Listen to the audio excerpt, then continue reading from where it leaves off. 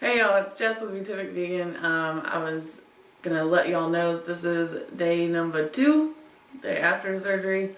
Obviously I did not feel like making a video yesterday after the surgery, so got my lovely splint on and it hurts like living poo, but they got me on 7.5, 325 Percocets.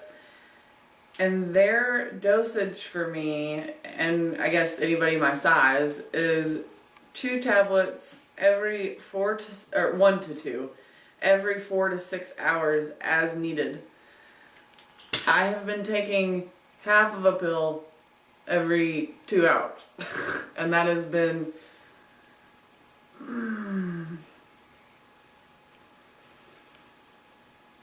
plenty so far. That was bad timing for a spasm, but that is one thing that has been happening is, as you can see, my fingers, I have them kind of just laid over like that.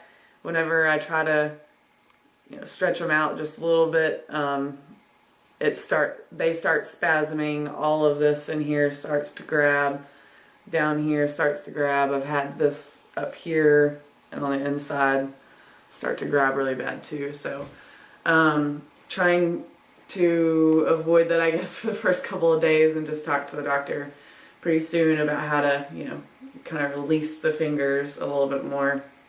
I definitely don't want them to heal like this because that will hurt like crazy later trying to, break that apart again. So I am taking, like I had said yesterday, the D3, 2000 IU, 1 in the morning, 1 at night, with the opiates. I don't know if that is what is helping me not take as many opiates, or if it's just because I've been off of opiates for a long time and I have it stuck in my brain that I don't ever want to be addicted to them again. I think that has something to do with it too. But I'm very happy with the doses that I've been able to sustain a relative comfort with. I did add about 5,000 of vitamin C with plus my normal amount, so I had about 20,000 milligrams in the first smoothie of the day today, which I'm still working on, because yet another reason why I do not like the Percocets or opiates just in general is they kind of make you not really realize that you need to eat or drink for that matter. So I've been just having to make myself pretty much. But other than that, let me go grab the plate really quick because he let me keep it and it's really cool looking. Just a sec. There you go. Okay, so this is the little plate that was on my wrist, and it looks small. However, apparently this is rather large for most people's bone structure. And if you look at my wrist, I mean, that is kind of big. So as you can tell, there's some white stuff left over in some of the holes, specifically these 2 places. If I can grab it. Not a lefty, obviously. Okay, so since I wasn't really coherent yesterday, I'm going to let my surgery buddy, Ryan, tell you why there's some white stuff, which is my bone, left over in here. So, here's Ryan! Hey everybody. So a couple things here. The alloy that's used to make this is titanium based, but there is some sort of combination. It promotes bone growth, and this is really good in hip surgeries because you really need the strong bones there, but in a wrist it causes a little bit extra growth. So when the surgeon came out and was explaining what had happened during the surgery, he said what does she do for a living? Is she a weightlifter? Because her bones were fantastic, a gymnast. And so he was impressed at how strong the bone had grown around the plate.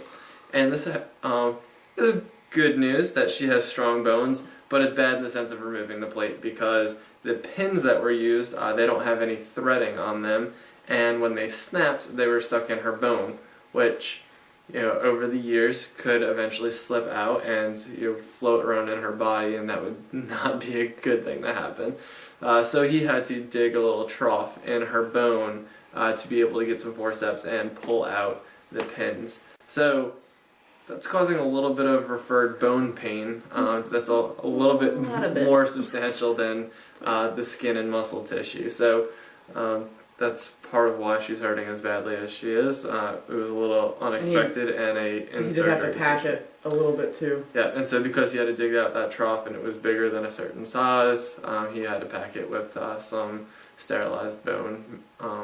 So hopefully that'll heal very well. Definitely. And the weirdest thing about that, my bones being so strong, is because when I was 25, I was diagnosed with osteoporosis. Okay, so within 2 years, and now that might only be my wrist that's strong, that it might be other places in my body that I still have some osteoporosis lingering, or it may just be because of the plate and what it's made out of and what it's made to do. However, in my mind, I am really, really thinking and believing that within these past 3 years in May, next month, will be 3 years for us being plant-based, and it'll be 2 years this month. We started in 20. Oh yeah, take a minute. 2 years. My bad. 2 years in May. Can't add right now. Not a good idea. But so now that it's been 2 years, I'm kind of thinking that has something to do with it, that my body is healing rather quickly.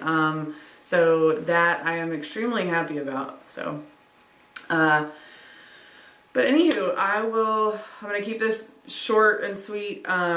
So yeah, trying to compare sizes, but, it is so itchy. I haven't had a cast in forever, and I'm trying to not scratch so much on this Percocet because it's driving me crazy. So I've been taking Benadryl too, so I'm kind of loopy right now. But anyways, I will see y'all tomorrow. Hope y'all have a wonderful day. Bye. Bye. Hey again, really quick for day 2. I just wanted to let y'all know that Ryan did this for me. Oh yeah. And it's not going anywhere. Isn't that awesome? I was very proud of him and very thankful because my hair was getting on my nerves. But this is killing me right now, and I will attach a picture of that he sent home of the him measuring or digging out the bone that Ryan was talking about earlier. And yeah, so just check that out. I hope y'all have a good day. I'm gonna go lay down now. Bye.